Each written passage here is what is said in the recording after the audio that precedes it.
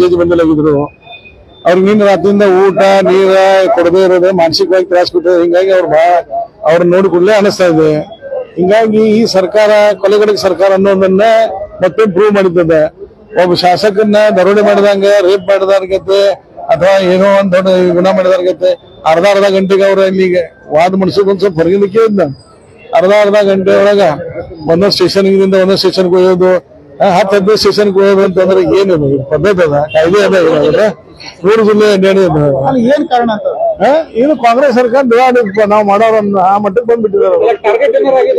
ಹೌದು, ನಿಶ್ಚಿತವಾಗಿ ನೋಡ್ರಿ, ವಿಧಾನಸೌಧ ಎದಕ್ಕದ ಸಮಸ್ಯೆಗಳನ್ನ ನಿವಾರಣೆ ಮಾಡ್ಲಿಕ್ಕದ. ಅಲ್ಲಿ ವಿಧಾನಸೌಧ ಕರ್ನಾಟಕ ಜನರಿಗೆ ರಕ್ಷಣೆ ಕೊಡೋದದ. ಅಲ್ಲೇ ಶಾಸಕರ ರಕ್ಷಣೆ ಇಲ್ಲಾಗಿದ್ದದ. ನಿಮ್ಗೆ ಹೇಳಿ ಅವ್ರು ಯಾರ್ಯಾರು ಇವ್ರ ಮೈ ಮೇಲೆ ಕೈ ಮಾಡಿದಾರ, ಹಲ್ಲೆ ಮಾಡಿದಾರ, ಅವ್ರದ್ದು ಇನ್ನೂ ತನಕ ಅರೆಸ್ಟ್ ಇಲ್ಲ. ಯಾಕೆ ಅರೆಸ್ಟ್ ಇಲ್ಲ? ಅವ್ರನ್ನ ಏನು ತಗೊಂಡಿದ್ದಾರೆ? ಅವ್ರ ಸೆಕ್ಷನ್ಗಳು ಹಾಕಿ ತೋರಿಸ್ಬೇಕು. 8 ಗಂಟೆಗೆ ಅರೆಸ್ಟ್ ಮಾಡಿದಾರೆ ತೋರಿಸ್ಬೇಕು. ಸಿಸಿ ಕ್ಯಾಮ್ರಾನಾಗ ಯಾರ್ಯಾರು ಹೋದಾರ ಅನ್ನೋದು ಗೊತ್ತಿದ್ದಲ್ಲ ನಮ್ಗ.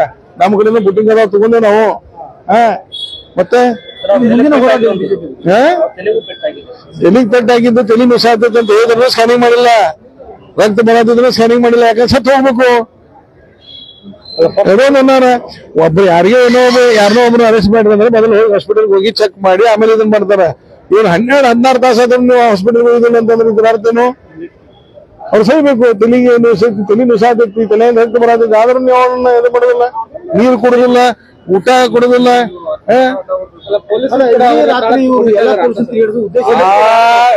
ಜಿಲ್ಲೆಯ ಉನ್ನತ ಮಟ್ಟದ ಅಧಿಕಾರಿಗಳು ಏನಾದಾರ ಈಗ ಕೆಳಗಿನ ಅಧಿಕಾರಿಗಳು ಮಗಿನ ಜಿಲ್ಲೆದ ಉನ್ನತ ಮಟ್ಟದ IPS ಅಧಿಕಾರಿಗಳು ಮತ್ತೆ ರಾಜ್ಯದ IPS ಅಧಿಕಾರಿಗಳು ಕಾಯ್ದೆ ಪ್ರಕಾರ ಕೆಲಸ ಮಾಡ್ಬೇಕಾಗ್ತದ. ಮತ್ ನಾನು ಕೇಂದ್ರ ಸರ್ಕಾರ ಆಗ್ರಹ ಮಾಡ್ತೀನಿ, ಆ ಅಧಿಕಾರಿಗಳು ತಪ್ಪು ಮಾಡಿದ್ರೆ ಕೇಂದ್ರ ಸರ್ಕಾರ ವ್ಯಾಪ್ತಿಯೊಳಗೆ ಇವ್ರು ಬರ್ತಿದ್ರೆ ಇವ್ರ ಮೇಲೆ ನಿಶ್ಚಿತವಾಗಿ ಕ್ರಮ ಆಗಬೇಕು.